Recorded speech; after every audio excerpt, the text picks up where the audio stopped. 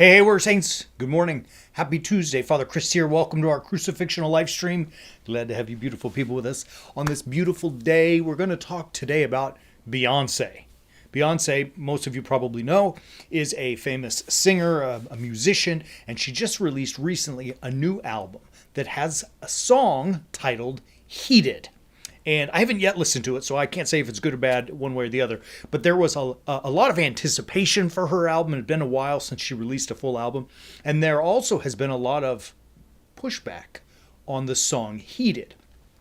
In the middle of the song at some point, apparently, and again, I haven't yet listened to it. I just found out about this, so I'll have to do that after. But she uses the word spaz, as in spastic. So, and forgive the crass language, but it says something to the effect of spaz out on that blank, meaning you're behind, spaz on that blank, and so she's saying, basically like to go crazy and freak out, I guess, ultimately with dancing or something. I think the album is about dancing itself. So with that, all of that being said, you would think, all right, just crass language, lady, probably shouldn't use it, and all right, we move on. However, there is a community of people out there who took umbrage to the use of the word spaz and are calling for her head. Basically, so much so that she has put out a statement that she's going to re-release the song and edit it and get another word instead of spaz. It struck me as funny because I use that word all the time. Like, you're such a spaz, right? Like, it's to say that you're full of energy, you freak out on things, you're crazy, you have a lot of fun, you're full of energy, all that kind of stuff. It's never an insult to someone who has spastic cerebral palsy. However, the small group of people that do suffer from that, as I said, are enraged because she used the word spaz.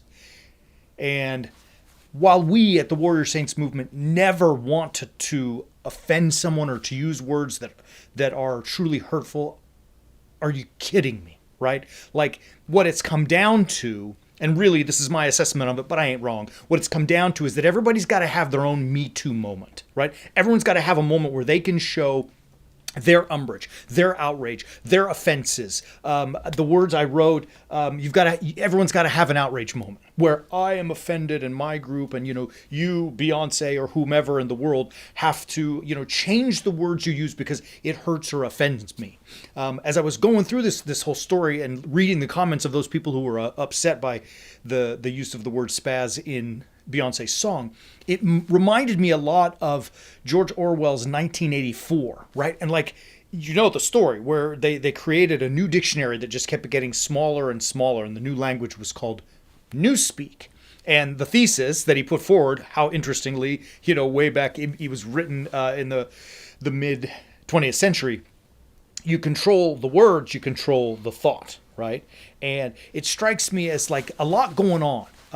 There's the desire to control every word. I mean, you can't say anything anymore because somehow it's offensive to everybody, right?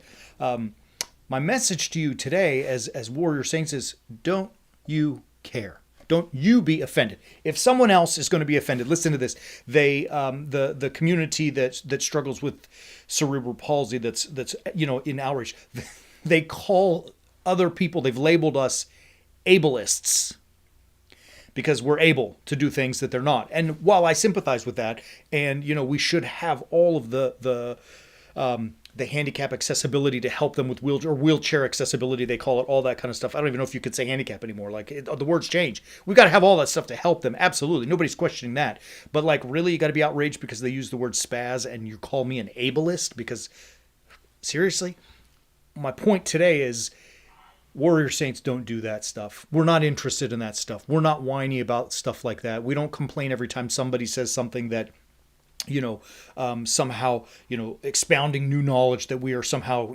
so corrupt and broken. It's just like, you don't get an outrage moment. It's not that you don't get an outrage moment. It's that Warrior Saints don't want outrage moments. Warrior Saints don't complain and gripe. We act. Listen to this words. This is St. Paul's first epistle to Timothy at the very end, as he's wrapping it up. Literally, it's like the second to last verse. He says the following: "O Timothy, guard what has been entrusted to you," meaning the gospel, the message of the crucifixional life. "Avoid the godless chatter and contradictions of what is falsely called knowledge, for by professing it, some have missed the mark in regards to the faith." And I think what Paul is saying is, look, Timothy, and I'm saying, copying and stealing it, look, Warrior Saints, don't get lost in that kind of stuff, right? Don't ever offend anybody. And if you see somebody who has CP that needs help, you absolutely help them. Nobody has anything but that to say. But don't get lost in the silly, godless chatter about, that was offensive and Beyonce, you should have known better and all this kind of stuff. If you are chasing an outrage moment, you lose. That's just it. You lose because you don't have time to lose. You don't have time to chase that stuff because all you should have time for as warrior saints is to act and become strong men and women.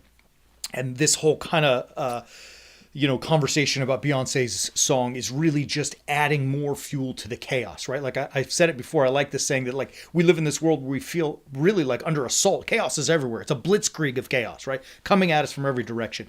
And in order to get through that chaos and find peace that we're like desperately craving, you've got to live a crucifixional life. And guess what? At this website, there's a team of people who love you and teach that crucifixional life, how to move from the chaos into peace. I would even say to overcome the chaos and find the peace that we're really desperately seeking.